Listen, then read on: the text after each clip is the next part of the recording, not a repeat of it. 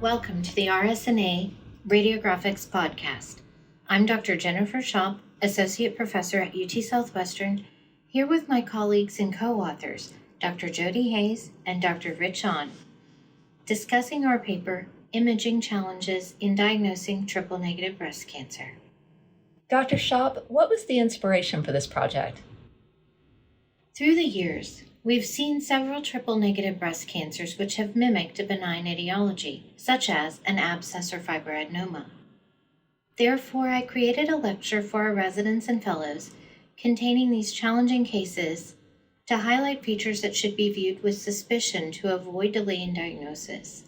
A delay in diagnosis in these cancers can result in rapid growth of the cancer and a worse prognosis. Dr. Hayes, would you provide us with an overview of triple-negative breast cancer? Triple-negative breast cancers are high-grade tumors that lack expression of estrogen receptors, progesterone receptors, and human epidermal growth factor receptor 2. They represent 15 to 20% of all breast cancers. Due to its aggressive nature and rapid growth, triple-negative breast cancer is less likely to be detected at screening and more likely to appear clinically as a palpable concern or an interval cancer. That's right. I've seen these present in the emergency department as a palpable mass, initially misinterpreted as an abscess or cyst. One case highlighted in Figure 8 of the paper is a 36-year-old woman with a cystic appearing 2 centimeter mass on initial ultrasound, which was called a benign cyst. The patient presented months later with a 12 centimeter mass, which was biopsied and found to be triple-negative breast cancer. Triple-negative breast cancers are more frequently diagnosed at a younger age and more advanced stage, leading to reduced overall survival. In addition, these cancers disproportionately affect Black women. In fact, the prevalence of triple-negative breast cancer among Black women is 19%, which is double that of white women. Patients with certain genetic mutations, such as BRCA1, are at higher risk. Triple-negative breast cancer is associated with the worst prognosis of all breast cancer subtypes, with a 5-year relative survival rate among patients of 77.1%. Therefore, accurate identification of triple-negative breast cancer is important for improved patient outcomes. That is correct. Dedicated breast imaging is critical in identifying suspicious features. Dr. Ahn, can you tell us about the mammographic appearance of triple-negative breast cancers? Mammographically, there are imaging challenges associated with triple-negative cancer in that they often lack typical malignant features. Triple-negative cancers are often oval or round high-density masses, which differ from the more prevalent non-triple-negative cancers, which are often irregular in shape. Margins of triple-negative tumors are most commonly indistinct, but can be circumscribed in up to 37% of cases. Since an oval mass with circumscribed margins is a typically benign finding, triple-negative breast cancer could be mischaracterized. Mammographic density can be a helpful tool to identify potentially malignant lesions, as high-density masses raise suspicion. Dr. Ahn, what are some features not typically seen with triple-negative breast cancer? Focal asymmetries, architectural distortion, calcification, or calcified masses are not typical features of triple-negative breast cancers. Speculation is rare, since triple-negative cancers lack the typical desmoplastic reaction seen with slower-growing breast cancers. Once mammographic evaluation is complete, the next step is ultrasound. Dr. Schopp, can you tell us more about the ultrasound features seen in triple-negative breast cancer? Certainly. On ultrasound imaging, triple-negative breast cancers most commonly appear as a discrete oval or round mass, being parallel in orientation in 2/3 of cases. Most commonly, the margins are not circumscribed. However, circumscribed margins can be seen in triple-negative breast cancer. Therefore, careful attention to all mass characteristics is needed. What can you tell us about the echogenicity or other ultrasound features of these cancers? Since triple-negative breast cancers can be markedly hypoechoic, it potentially can be misinterpreted as an anechoic cyst. They can also appear as a complex cystic and solid mass, which may mimic an abscess or hematoma. Skin thickening is less likely. Posterior acoustic enhancement, commonly taught as a benign feature of cysts and fibroadenomas, is seen in up to half of triple-negative cases. This is likely related to hypercellularity or fluid associated with central necrosis, features frequently reported upon pathologic assessment. Wall thickening is an important feature to note, which can indicate malignancy rather than a benign cyst. In fact, a particular case comes to mind of a unifocal cystic appearing 2 centimeter mass with mobile fluid, which upon position changes revealed subtle wall thickening. The wall thickening was targeted with ultrasound-guided biopsy, revealing triple-negative breast cancer.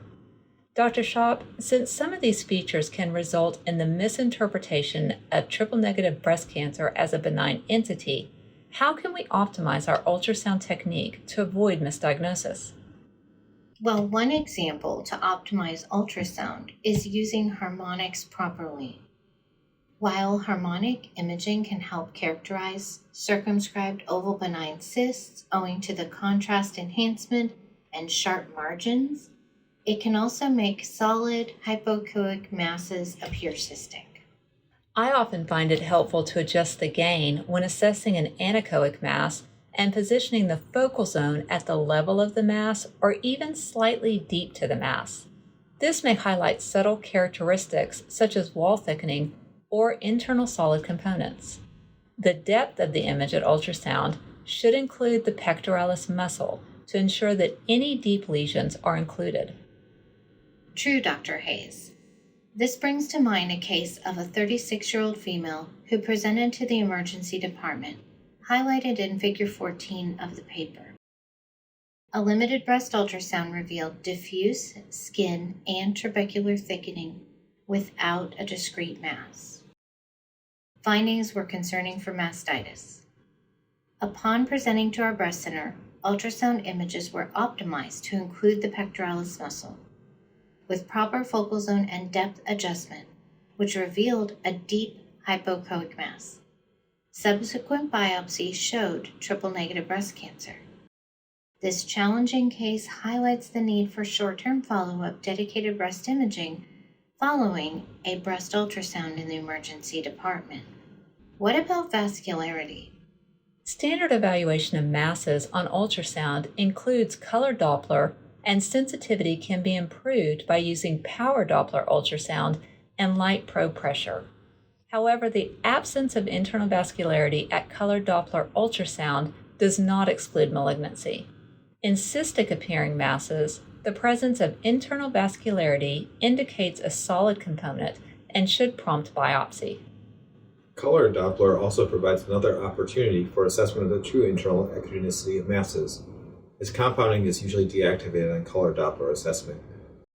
Okay, so we've talked about image optimization for ultrasound and how important it is to bring about subtle concerning features. What about the MRI appearance of triple-negative breast cancers? If you're feeling overwhelmed with the pitfalls associated with triple-negative cancers on mammography and ultrasound, the sensitivity of MRI approaches 100%. Typically, triple-negative cancers are unifocal, enhancing oval or round mass. Irregular masses are less commonly reported. The majority of masses demonstrate rim enhancement, with homogeneous or heterogeneous enhancement less commonly seen. It's important to differentiate rim enhancement with enhancing septa from dark internal septations associated with benign fibroadenomas. Margins are circumscribed in up to 40% of cases on MRI. Non-mass enhancement is less commonly seen. What about the T2 characteristics of these triple-negative breast cancers? Triple-negative breast cancers can demonstrate high T2 signal, owing to necrosis commonly seen with these tumors. Careful scrutiny of the internal enhancement characteristics can help avoid misdiagnosis. A new mass with benign features should also be viewed as a suspicious finding as well. To recap, we will discuss a challenging case to highlight the imaging features we discussed today. Dr. Schopp, can you share another case and any imaging pearls you have? Sure. A case comes to mind of a 32-year-old female who presented with severe right breast pain and erythema. This case is shown as Figure 1 in the paper. A diagnostic mammogram was performed showing a round, high-density mass with predominantly circumscribed margins. Ultrasound showed a complex cystic and solid mass, which was primarily anechoic with wall thickening and an irregular margin. Differential considerations were abscess versus a necrotic cancer. Ultrasound-guided biopsy and aspiration were performed. The aspiration targeted the anechoic portion and yielded bloody aspirate without resolution of the mass, which prompted biopsy of the thickened wall. This revealed triple-negative breast cancer and malignant cells on cytology. The takeaway pearls here are high-density round masses should be viewed with suspicion, even with circumscribed margins. Additionally, on ultrasound, nearly anechoic masses with wall thickening or irregular margins should prompt biopsy. To conclude, thank you all for joining us today to review imaging challenges in diagnosing triple-negative breast cancer. We also thank our additional co-authors on this manuscript. Hopefully, we've increased your awareness of the imaging features of triple-negative breast cancer and provided tools to avoid mischaracterization of these challenging cancers. Please rate, review, and subscribe to the podcast. This helps increase the audience of RSNA RadioGraphics podcasts. Please visit the RadioGraphics website to read our article, Imaging Challenges in Diagnosing Triple-Negative Breast Cancer, in the October 2023 issue of RadioGraphics, and check out all of the other great published articles in RadioGraphics.